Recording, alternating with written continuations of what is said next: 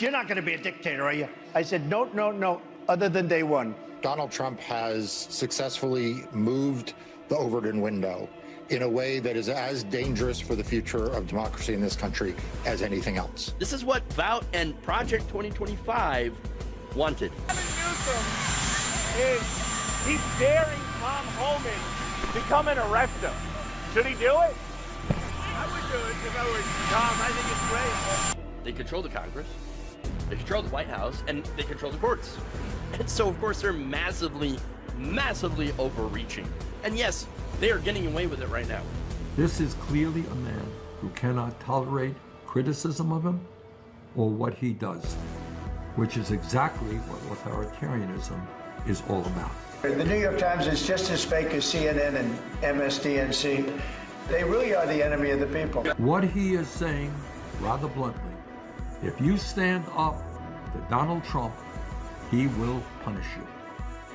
Protesters in Philadelphia, state capitals in California, Minnesota, Michigan, Texas, Wisconsin, Indiana, and others showed up to oppose Trump, Musk, and Project 2025.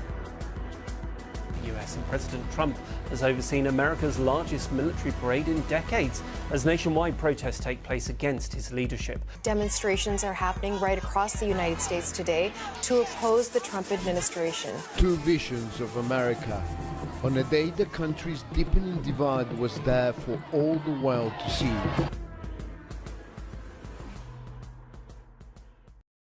What's up, everybody? Welcome to the show. I am Jeff Waldorf, and you're watching Logically Left right here, YouTube, Facebook, Twitch, all the usual suspects. Okay.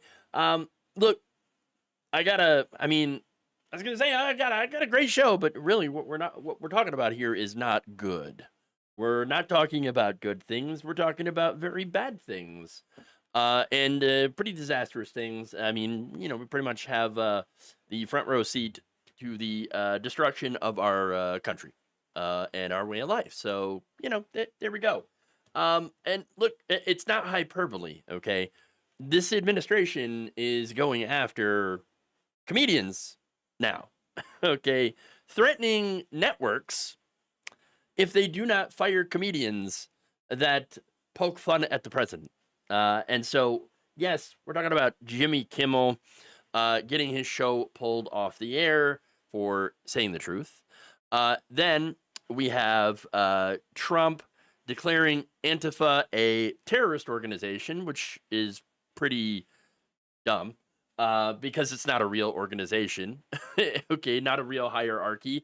And if you're against anti-fascists, does that make you pro-fascist? Kind of, yes. Then we have Texas going after teachers for having an opinion. Yeah, the anti-free, you know, like the so-called pro-free free speech people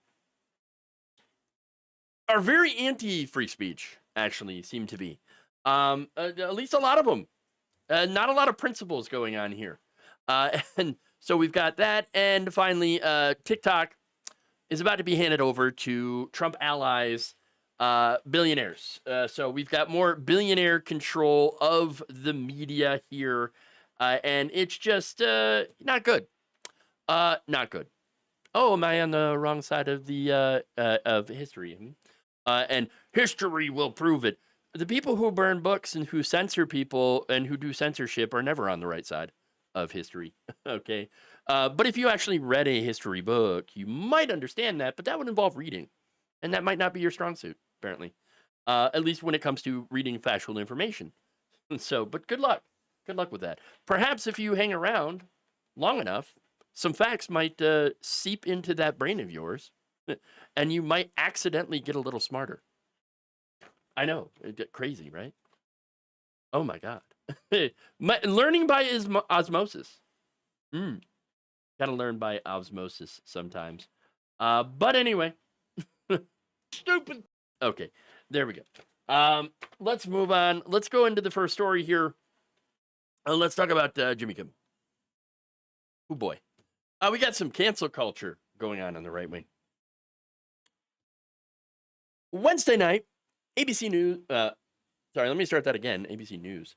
On Wednesday night, ABC announced that they were axing Jimmy Kimmel's late night program after MAGA complained.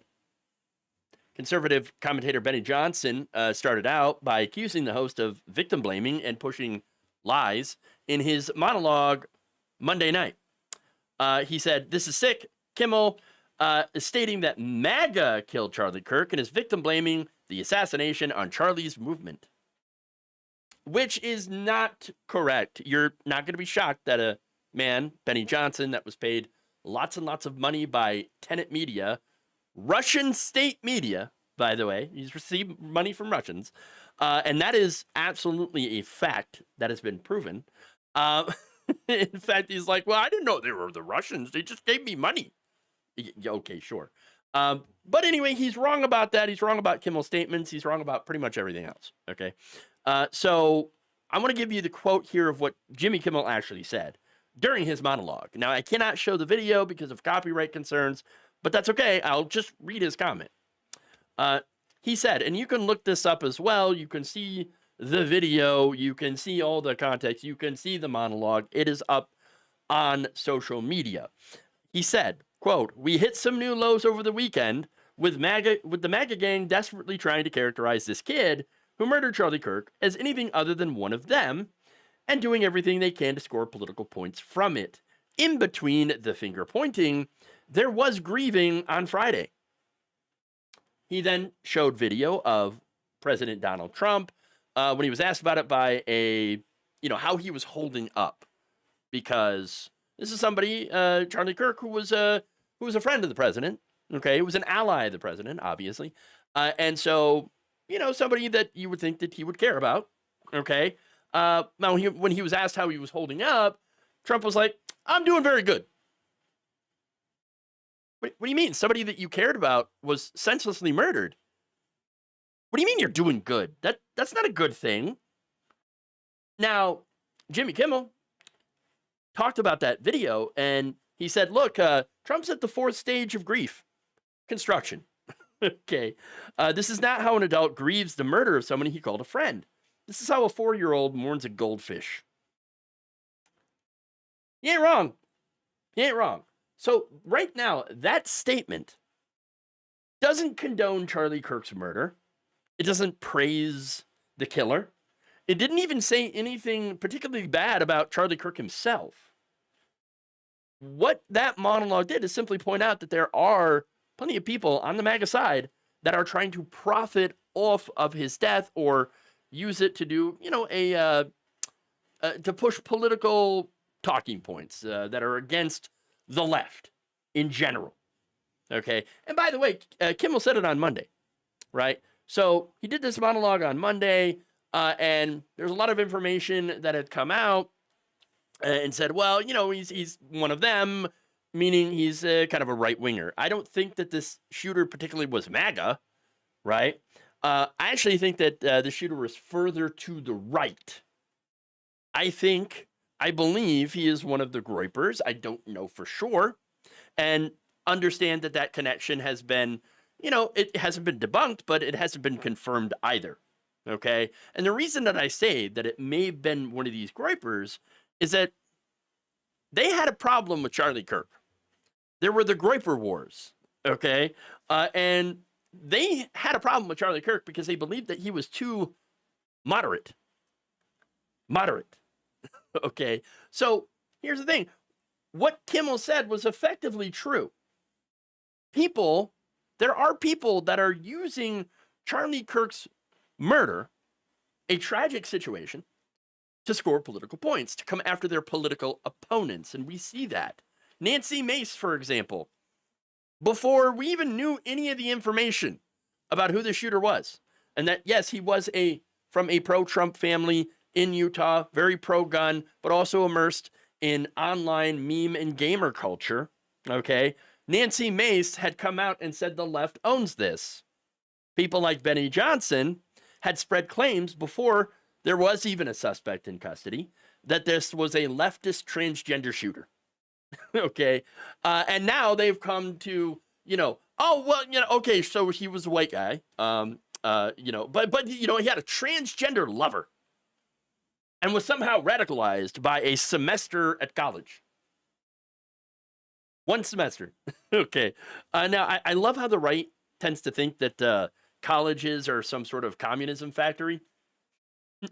Look, when I was in college, I had an economics professor that had a strong hatred of Barack Obama and loved Ronald Reagan. That does not sound like, a communism factory. But then again, that was my community college. And apparently now he's probably like super woke or something. I don't know. He'd be considered super woke. Ronald Reagan was woke. Oh boy. Look, here's the thing. This administration seems to be using this to crack down on free speech for the left. Pam Bondi, for example, threatened to prosecute a private employee for refusing to print out flyers for a Charlie Kirk vigil. Here you have the government threatening to prosecute a person, and getting them fired, by the way, for their right to refuse service, which is very, very ironic, considering that they had previously fought for the right to not bake gay wedding cakes. So, I mean, very, very ironic here. All right. Oh, okay. But wait a minute. So look, ABC, obviously, it's a private company. They suspended Jimmy Kimmel. This didn't do it. This wasn't the government. Government didn't fire. How's this a free speech issue? Glad you asked. See, here's the thing. ABC had been threatened by FCC Chairman Brendan Carr, who had announced that if Disney and ABC do not suspend, i.e. fire Jimmy Kimmel, then they would take away ABC's license to broadcast. Here's his quote. This is a very, very serious issue right now for Disney. We can do this the easy way or the hard way. These companies can find ways to take action on Kimmel, or there's going to be additional work for the FCC ahead. Wow. They have a license granted to us by us at the FCC, and that comes with it an obligation to operate in the public interest. That right there is a clear and open threat of government coming in and punishing a business for a statement that a comedian had made on the air. I mean, let me just talk about the irony, right? Because yes, they come for Kimmel for saying something that was objectively true. All right. So they come after him for that. And I already read you the statement. But they did not come after a Fox News host for saying this. You can't give them a choice. Either you take the resources that we're going to give you, or you decide that you're going to be locked up in jail. That's the way it has to be now. Or involuntary lethal injection or something. Just kill them. Yeah, Brian, why did it have to get to this point? Right. I would say this. We're not voting for the right people. And that was Brian Kilmeade talking about homeless people. You know, involuntary lethal injection. Just kill them. Just kill them. That's what he says. And not long after that clip went out, there were 2 mass shootings at homeless encampments on the same day, about 10 hours apart in Minneapolis. Now, Kilmeade, he was, after some backlash, obviously, he had to put out a pretty meager apology, saying that, maybe we should have some compassion for some homeless people. Oh, great. So, yeah, he puts out basically a crappy non-apology, and nothing happens to him. He's not going to get fired. He's not going to get reprimanded. Nothing will happen to him. You can basically call for the murder of homeless people if you're on Fox News and nothing happens. But make a statement that, hey, looks like MAGA is kind of trying to use this terrible tragedy to punish their political opponents. That's a bridge too far. Ah, yes. No, look, here's the real reason ABC fired Jimmy Kimmel. It's to appease the administration so that their parent company, Nexstar, can get a merger approved. That's right. Nexstar is working on a proposed $6.2 billion acquisition of their, competition, Tegna.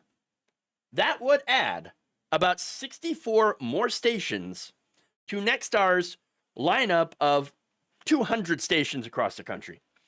That deal would obviously require regulatory approval, including by the FCC. What a coincidence that they were the first company to announce that they would preempt Jimmy Kimmel Live. And it's not just them, by the way. The Trump administration has been able to cow mainstream media, okay? They've received millions of dollars from both ABC and CBS in bribes, essentially. Now, this administration is also suing the New York Times and the Wall Street Journal for a ridiculous amount of money. The Wall Street Journal, of course, for reporting on the Epstein files and actually releasing that birthday card that Trump sent to Jeffrey Epstein, his 50th birthday, that Trump claimed, didn't actually really exist at all. Turns out it did exist. Yes, that's right. Now, what a coincidence, right? What a coincidence! Look, what they're doing is that they're using lawfare to silence dissent. That's what they're doing. Okay. Sinclair Media, by the way, Sinclair Media is not happy enough with removing Kimmel from the air. No, they want Kimmel to bend the knee and apologize to Charlie Kirk's family. He didn't say anything about Charlie Kirk's family. He didn't say anything bad about his family in that monologue. Nonetheless, that's what they're asking for. Okay. Sinclair's vice chairman, Jason Smith, said Mr. Kimmel's remarks were inappropriate and deeply insensitive at a critical moment for our country. We believe that broadcasters have a responsibility to educate and elevate respectful, constructive dialogue in our communities. We appreciate FCC Chairman Carr's remarks today, and this incident highlights the critical need for the FCC to take immediate regulatory action to address control held over by local broadcasters by big national networks. That's right. We believe that they have the responsibility to educate. Do they? You can't look at Fox News and think that's education. Are you serious? But first of all, this is late night comedy, right? Now, I was told that when Trump won, that comedy was supposed to be legal again. Turns out, not so much. Not so much. And here's the thing. I didn't really care at all that much about late night TV. I don't really watch Colbert. I didn't watch Kimmel. I didn't watch any of those people. Okay? I think the last late night show I watched was back, and I'm going to date myself on this one. Well, not quite. I mean, I did watch The Daily Show a while ago, okay, back like 2016. But, even further, during the Clinton scandal, okay, I used to watch Conan O'Brien. That was about it, okay? So I don't have a dog in this fight, but the thing is, actually, we all do. We all have a dog in this fight, and that's the freedom of speech, okay? Because you have the government that is coming after literal comedians and threatening regulatory action against their networks for saying things that are, negative against Donald Trump. So this is clearly an attack on freedom, and the First Amendment. And it's also a great example, by the way, of how big corporations tend to always bend the knee for fascism.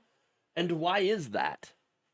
Because it's about money. It's about money for them, okay? It's about maximizing shareholder value.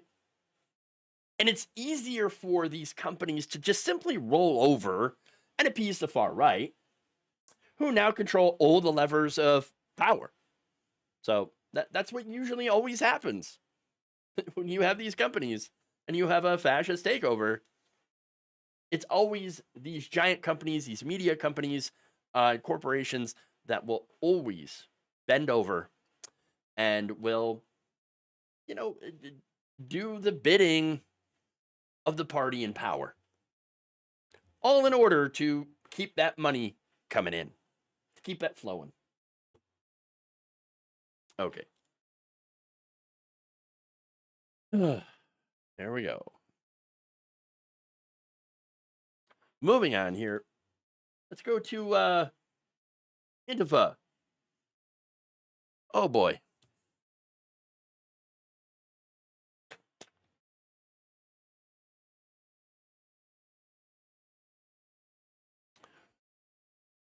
On Thursday, President Donald Trump declared that Antifa, short for anti-fascist, is now being designated as a terror group. That's right, a terror group. Over on Truth Social, he posted this. I am pleased to inform our many USA patriots that I am designating Antifa, a sick, dangerous, radical left disaster, as a major terrorist organization. I will also strongly be recommending that those funding Antifa be thoroughly investigated in accordance with the highest legal standards and practices. Thank you for your attention on this matter. So, wait, Antifa. Somehow a terrorist organization. Obviously, there's a lot of problems with this, but the big one, is the fact that Antifa is not real. It doesn't actually exist, at least not as an organization. It exists as an idea, okay? And it is an idea. It is an ideology that is counter to another ideology. It is literally the antithesis of fascism. Okay, against fascism. That's what the anti is. Antifa only allows foreign terrorist groups to be designated as such. Yeah. Now that, of course, would be a problem if Donald Trump actually cared about the law, which he doesn't seem to.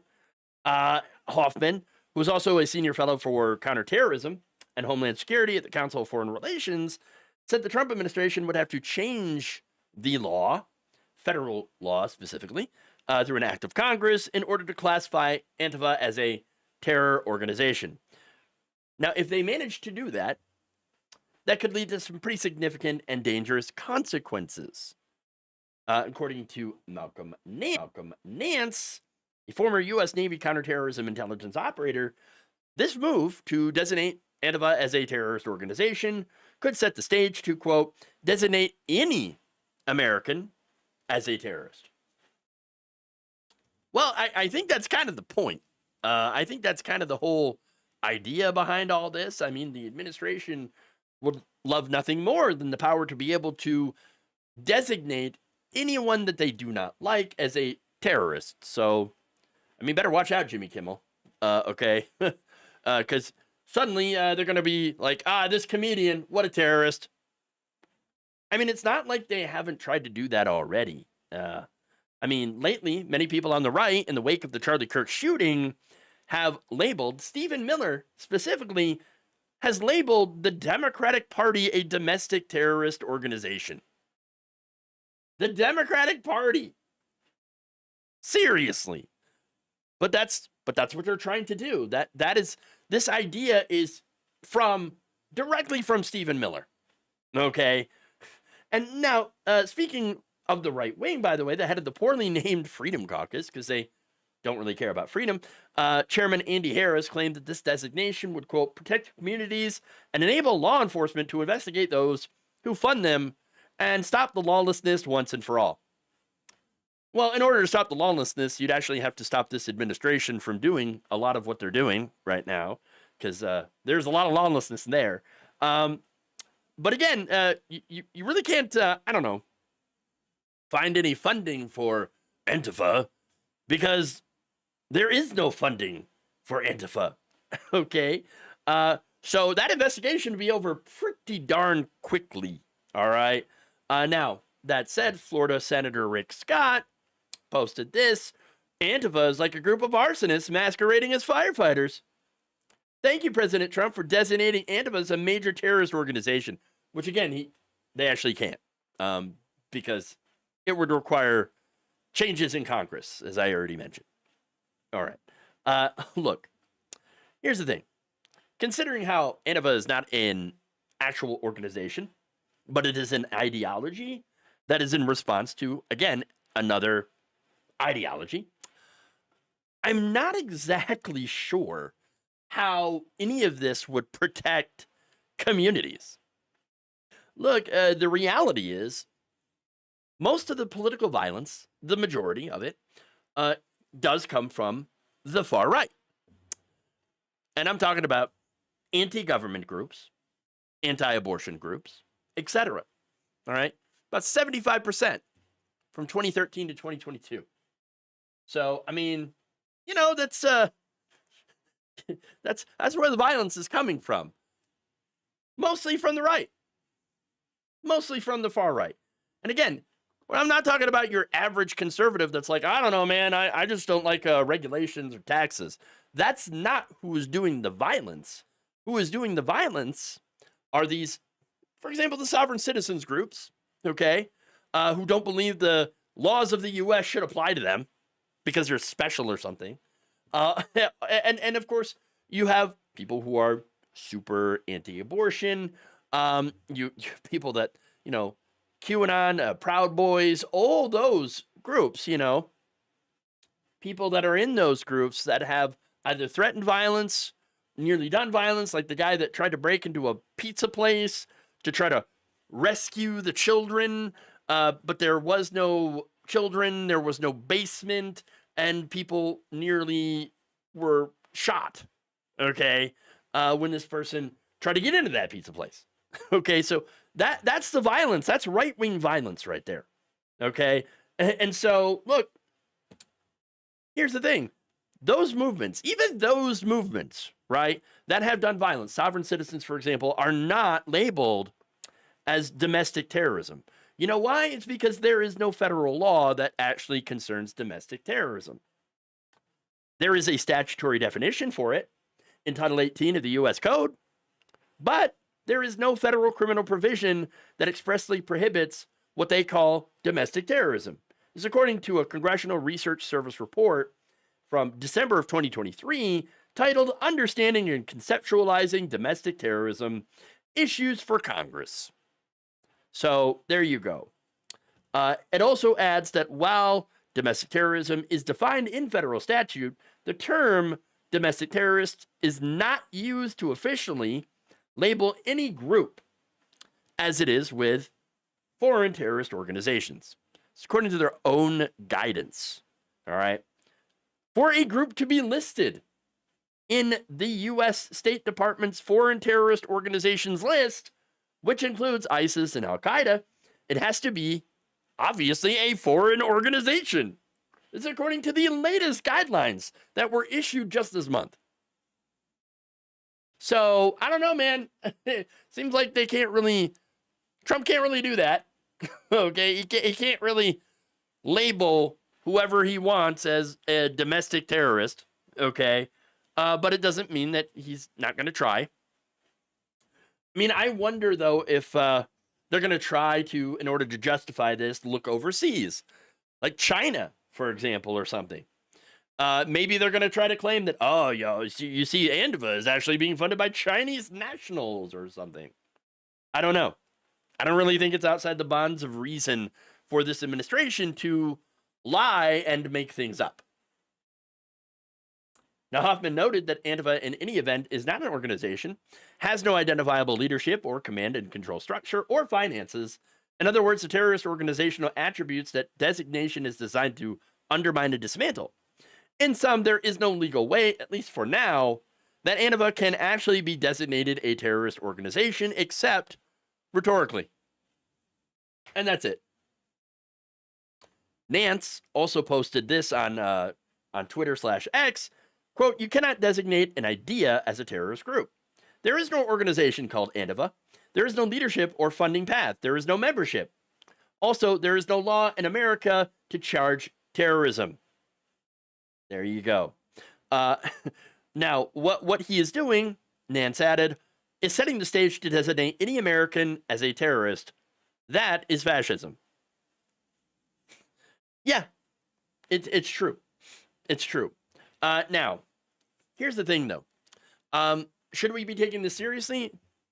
Absolutely. In fact, here's CNN's David Axelrod, who is saying, yes, this is a very serious thing, and we should be paying attention to it. I think we owe it to the president, we owe it to the people around him to take him seriously.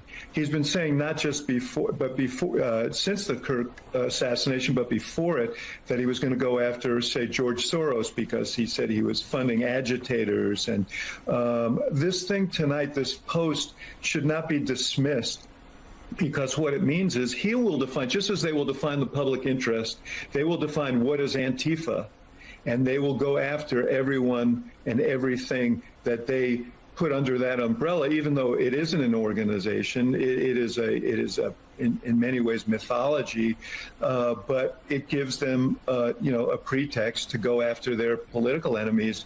And Ram said, Kara said, well, voters have a say. They do have a say, but this is going to be a major effort to try and defund any opposition in this country by doing it under this rubric of Antifa and the radical left. Bingo. That's the reality of this push. This is what they're doing. They're using the unfortunate, tragic death of Charlie Kirk as a way to attempt to crush all dissent against them. Okay? That's it. Look, if you're on the right and you're cheering this on, you might want to stop and think for a second. I know that can be a little difficult, all right? Especially when you're hopped up on them emotions, man. You're hopped up on joy. Yeah, I'm seeing my political enemies get crushed. Yes, I love it. Oh, it's the only joy that I ever have in my life. Well, you got to remember that they will eventually come for you. If you are not sufficiently pure, if you are not sufficiently 100% loyal. Again, even having 99% loyalty towards Donald Trump is not going to save you. You see, the way that fascism actually works is that there always has to be an external threat. You always have to have someone to hate, someone to fear, and someone to target. What happens when they actually do get rid of those threats? They crush the left, okay? They crush Antifa. They destroy trans people, They get rid of all those things. All the immigrants are gone. Then what? Well, they always have to come up with a new threat. Because without a new threat, the right wing, the fascists, I should say, lose their ability to distract from the fact that they're actually really bad at governing. Okay? They're bad at governing, but they don't care.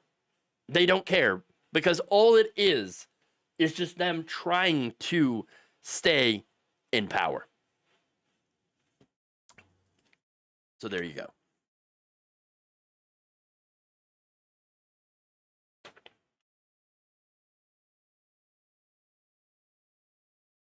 All right. Go to, unfortunately, Texas. I know, unfortunately.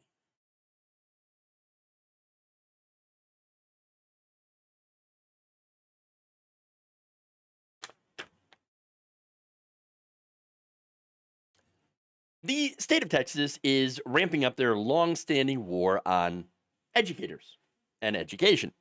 The Texas Education Agency says that they are now investigating nearly 300 teachers for posting or sharing what they claim to be, quote, reprehensible and inappropriate content on social media related to the assassination of Charlie Kirk. Now, Texas Commissioner of Education Mike Morath launched this witch hunt with a September 12th letter to the state's 1,200 local school superintendents. Now, in response to such posts, he said, I'm referring to all documentation of educators that have proliferated such vile content. And I'll give you some examples here. To the TEA's Educator Investigations Division, such posts could constitute a violation of the educator's code of ethics. Oh, and each instance will be thoroughly reviewed to determine whether actionable conduct has occurred, and staff will investigate accordingly. Okay. While the exercise of free speech is a fundamental right we are all blessed to share, it does not give carte blanche authority to celebrate or sow violence against those that share differing beliefs or perspectives. It's funny how he says that after, years of the right wing saying the most heinous and violent things against the left, transgender people, homeless people, etc. I mean, Brian Kilmeade said of homeless people, we should give them involuntary lethal injections. Just kill them. That's what he said, literally. And nothing happened to him, okay? He's not being, he's still got his job, okay? He put out a little mild non-apology and was like, hey, you're good enough. Good enough. And everybody just kind of forgot about it. And not long after that, 2 homeless encampments in Minneapolis were shot up. That doesn't seem like an accident, okay? But yeah, no, carte blanche authority to celebrate or show violence. Yep, we can't have that. Can't have that.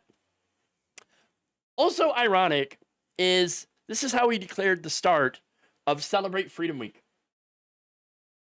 Celebrate Freedom Week. Doesn't really look like freedom. Morath declared TEA's Educator Investigators Division has already begun its review, and I will be recommending to the State Board for Educator Certification that such individuals have their certification suspended and be rendered ineligible to teach in a Texas public school. Look, this is very clearly a crackdown on people's freedom of speech. We have already seen people from every walk of life, from firefighters to airline crew members, a U.S. Marine, TV news pundit on MSNBC, to even a late-night host, Billionaire, Jimmy Kimmel, getting either suspended or fired for statements that they made about this. And now you have Texas, the Texas government, that is going on a snitch hunt, okay? In fact, Morath advised in his Monday statement that if you were made aware of additional instances of inappropriate content being shared, it should be reported to the agency through TEA's misconduct reporting portal. Now, this got a response here from the Texas American Federation of Teachers, who said, their spokesman, I've been in education in Texas for almost 30 years, and I've never seen a commissioner go out looking for people and soliciting complaints. That's never happened. It is absolutely unprecedented what's going on here. Most of the cases involved here were people who pointed out that Charlie Kirk was a polarizing figure. Now, one person did suggest that karma perhaps may have played a role in what happened to him. But here's the thing, right? Here's the thing about all this. Apparently, there's a lot of people that didn't know some of the things that Charlie Kirk had actually said. Okay? Now, there appears to have been like 2 different faces of Charlie Kirk, right? So a lot of people who have seen perhaps videos of Charlie Kirk saying some pretty reasonable things, right? Or reciting prayers, and they're like, oh, well, he was a lovely figure. I don't know who would want to do something like this. But they did not see that he had also made grossly homophobic, transphobic, and racist comments. They didn't see when he had, for example, said that Joanne Reed, Michelle Obama, Ketanji Brown Jackson, and Representative Sheila Jackson Lee, all black, did not have the brain processing power to, quote, otherwise be taken seriously without affirmative action. You would not have even gotten that job. You would not be there. Okay. He also said stuff like, we have made a huge mistake when we passed the Civil Rights Act in the 1960s. Okay. He'd also accused those very same women of stealing a white person's spot. He also said, for example, if I see a black pilot, I'm going to be like, boy, I hope he's qualified. Wow. So, look, as horrible as a lot of those statements are, and there's so many more, I could be here all day, right? He doesn't deserve to be murdered for saying that stuff, and no one had ever advocated for that. But now, apparently, if you post quotes of what Charlie Kirk has said, either on social media or say them on air, well, that's enough for you to be investigated or fired. The cancel culture has come for you. And that's what this is. This is right-wing cancel culture. Okay? And so now, the Taft spokesperson added, I may not like it, you may not like it. And he's talking about the comments made about the death of Charlie Kirk. But said, I don't think that's inciting violence, and it certainly wasn't happening in the classroom. For most people, it was happening off hours on their own devices, on their own account. Now, those that may have posted during the workday when they weren't off on their break time or lunchtime may have some questions to answer and find themselves in very hot water. Because yes, when you're on the job and you're a representative of that particular institution. So I get that, right? But anyone else, I mean, your own private time, your own private account, whatever. Now, that said, the spokesperson added that Morath wants the cases handled by a central certification board, specifically appointed by Governor Greg Abbott. He said of that board, I don't think anybody who goes in front of them is going to get a fair and impartial hearing based on the fact that it is a vote from of gubernatorial appointees on a tremendously hotbed issue. That's true. So yeah, they're not going to get a fair shake on that one. All right. And look, here's the thing. There's already been a teacher that has been tattled on. Okay. The Klein Independent School District, for example, received an anonymous tip regarding Schindwolf Intermediate School football coach Derek Woods for response to a Facebook post thanking Charlie Kirk for all he has done. Now, Woods responded to that post with, I don't get why anyone is sad. Yes, he is leaving behind two beautiful little girls, and I pray for them. But that man was a horrible effing human being. He was a legit racist, homophobic, and misogynist, transphobic, nasty person. Plus, he said out of his damn mouth that people should die in the order for us to protect the Second Amendment. Now, was that a bit insensitive? Perhaps. But I don't think that's enough to get a man fired. Okay.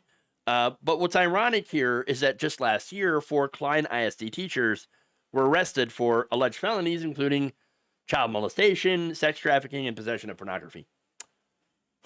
So, I mean, it seems like they had other problems than going after teachers for saying things about Charlie Kirk. Okay? And exercising their right to free speech on their own social media accounts.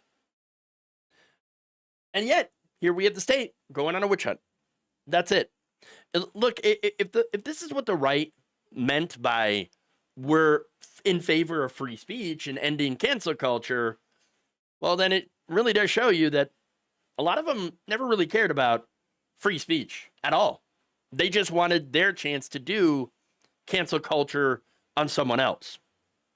Remember, they have always been the OG cancel culture folks. And so, for me, this is just nothing more than seeing them predictably return to their roots.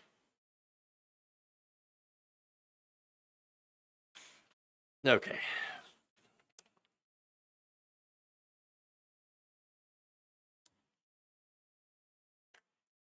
Moving on. Last story here.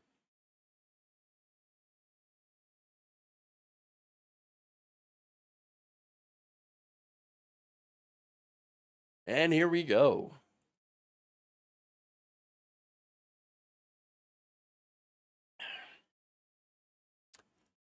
President Donald Trump is looking to finalize a deal that would hand over control of TikTok to his billionaire friends. On Tuesday, the Wall Street Journal reported that under this planned deal, 80% of the stake of TikTok will be handed over to a group of American investors. Now, the remaining 20% will still remain with Chinese firms, but 80%, I mean, that's massive. Now, these American companies, by the way, would include investment firm Silver Lake, venture capital firm Andreessen Horowitz, and technology company Oracle.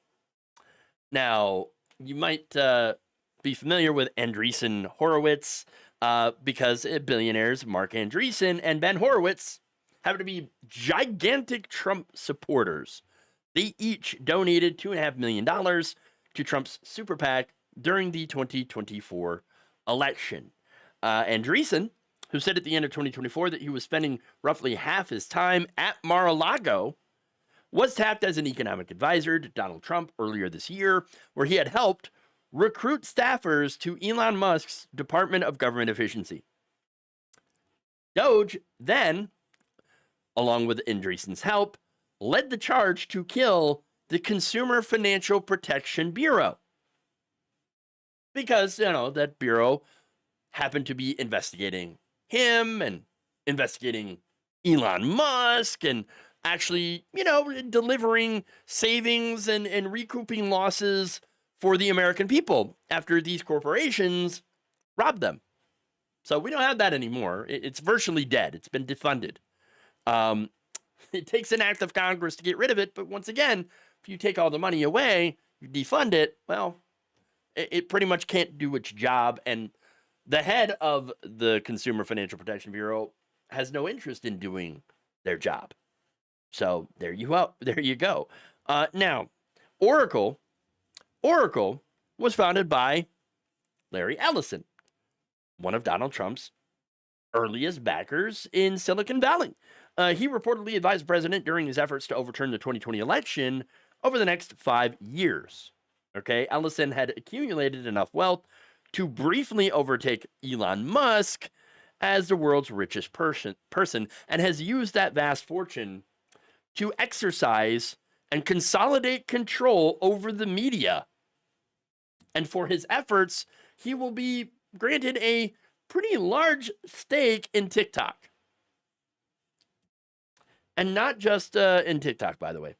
Back in August, with the help of Donald Trump's FCC, Skydance, owned by Ellison's son David, purchased Paramount, which owns CBS News.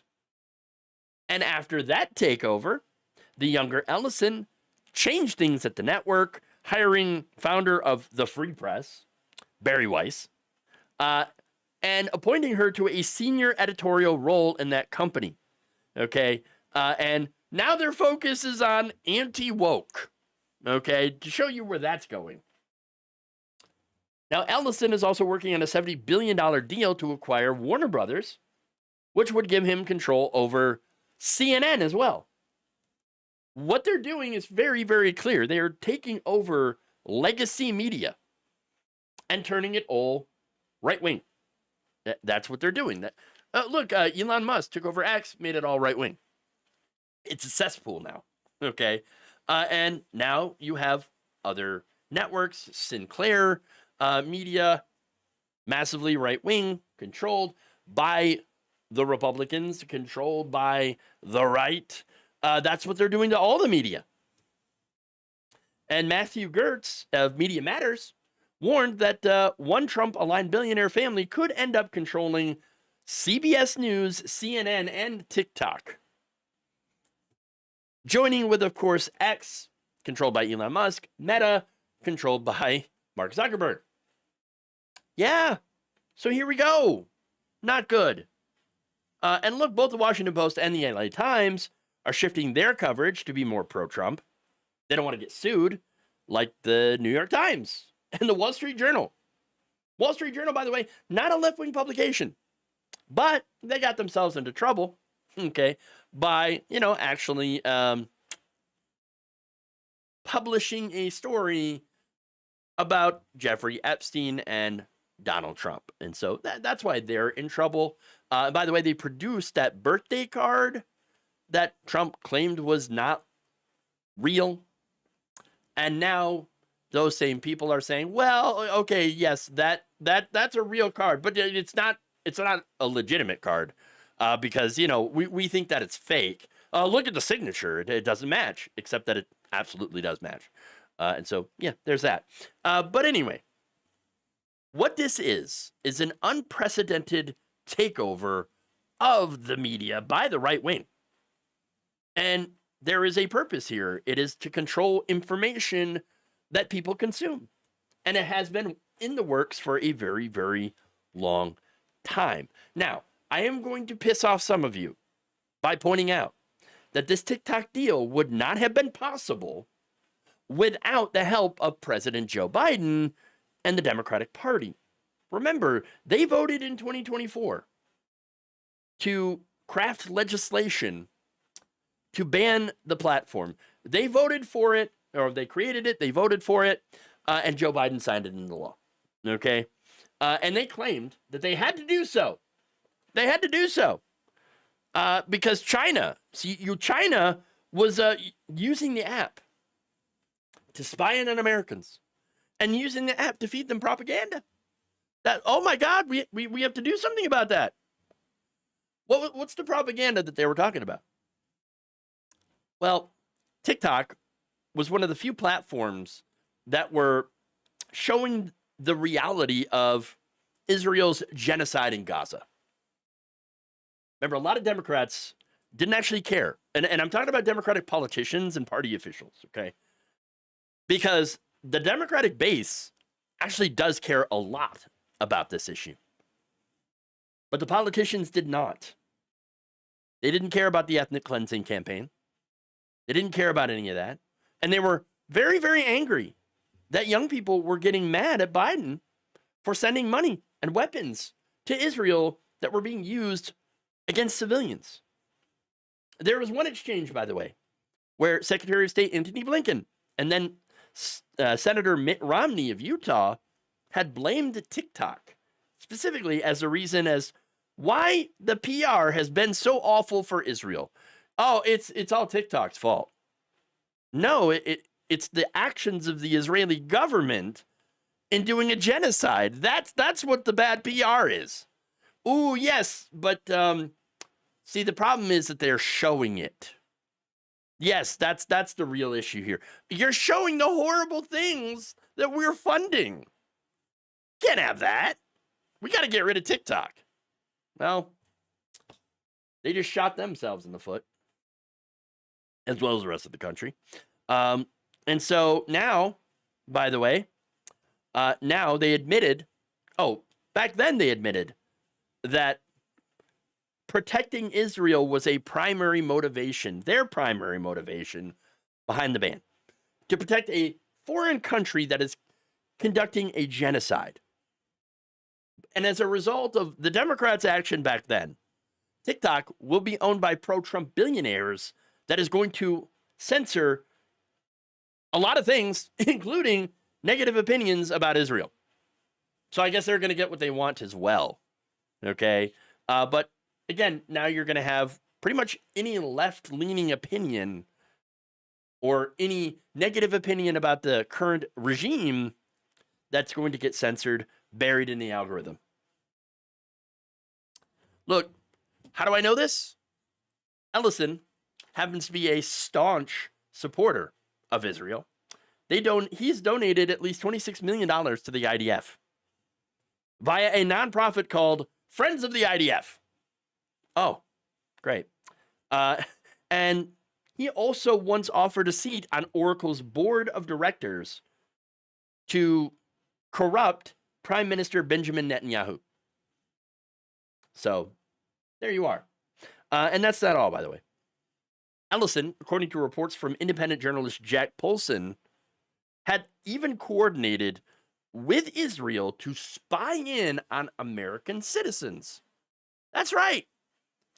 Now, specifically people who supported the BDS movement. So, as much as we would want to, as much as liberals want to, you can't really lay this at the feet of Donald Trump and Republicans, because guess what? Democrats opened the door. And so, of course, Trump and the right wing, we're going to barrel right through it. The actions of the Democratic Party, who have been against their own base on the issue of Gaza, has allowed for TikTok to be scooped up by a pair of pro-Trump billionaires so that they can use that for pro-Trump propaganda. Great job, everybody. Great job. Nice work, Democrats. And you wonder why I get angry at the party, even though we're facing fascism. Well, it's because the actions of the Democratic Party have enabled a lot of this to happen. Look, according to Nathan J. Robinson, editor-in-chief of Current Affairs, the panic over TikTok was always in part because it's a prime source for factually accurate coverage of the Gaza genocide. Now, one of the leading pro-Israel fanatics is set to take control and ensure that young people don't keep getting videos telling them the truth about Palestine. According to the journal, TikTok's new proprietors will not be reconstructing the app's algorithm from the ground up. Rather, they said TikTok engineers will recreate a set of content recommendation algorithms for the app using technology licensed from TikTok's parent ByteDance. Now, people have pointed out that, wait a minute, I thought the stated reason here is, to protect Americans from Chinese, companies that are spying on them. Oh my God. But wait, this deal, and this is according to tech columnist John Herman, he's like, wait a minute, this deal doesn't resolve any of those stated reasons at all. Chinese companies still get a 20% stake, and the American companies will be using that underlying technology developed by the Chinese. But then Herman came to the realization here and said when it comes to the TikTok ban, though, stated reasons were never especially useful. In the end, the TikTok ban wasn't primarily about national security or influence, although this new arrangement will have implications for both, but rather political control and the demonstration thereof. Look, all of what we're seeing right now is coordinated, planned, an attack on information. Okay, that's really it. This regime does not want people to see the truth. They don't want people to know information. And they don't want people to know information so that they can suppress the left while elevating the far right. They do not care about the marketplace of ideas. They never did. Really, in reality, they're all about enforcing political correctness while crushing dissent.